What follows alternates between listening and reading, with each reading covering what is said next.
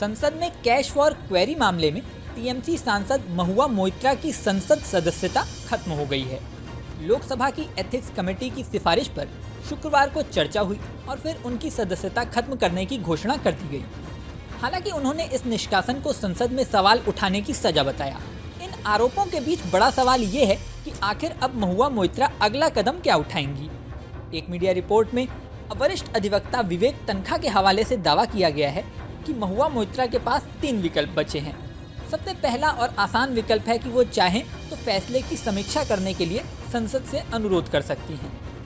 इस ऑप्शन में सबसे बड़ा पेच ये है कि ये संसद के विवेक पर निर्भर करेगा कि वो इस पर पुनर्विचार करेगी या नहीं।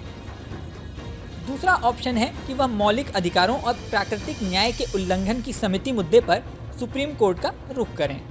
ऐसे में सुप्रीम कोर्ट उनकी याचिका पर क्या रुख करेगी, ये बड़ा सवाल होगा। तीसरा और अंतिम विकल्प ये है कि फैसले को स्वीकार करें और 4 महीने बाद फिर से चुनाव लड़ें। महुआ क्या करेंगी ये तो समय बताएगा। फिलहाल ममता बनर्जी सहित टीएमसी के अन्य नेता भी इस फैसले को गलत बता रहे हैं। बता दें कि महुआ मोइत्रा पर कैश लेकर संसद में सवाल पूछने के आरोप लगे थे। महुआ मोइत्रा पर लगे आरोपों की जांच हुई और संसद की एथिक्स कमेटी ने जांच करके मोइत्रा की संसद सदस्यता रद्द करने की सिफारिश की।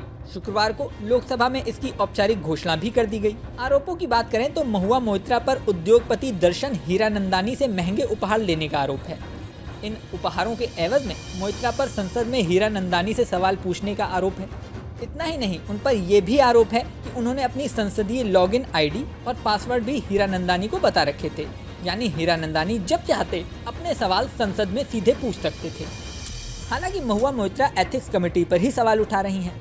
महुआ मोइत्रा ने इस मामले में कहा कि इस प्रक्रिया में जिस तरह से जल्दबाजी की गई, कमेटी का दुरुपयोग किया गया, वो ये दिखाता है कि मिस्टर अडानी आप लोगों के लिए कितने जरूरी हैं। साथ ही उन्होंने कहा कि एथिक्स कमेटी के पास निष्कासित करने के अधिकार ही नहीं है। यही नहीं, मोइत्रा का ये भी दावा है कि उनके खिलाफ कैश फॉर क्वेरी से संबंधित कोई भी सबूत नहीं मिले हैं।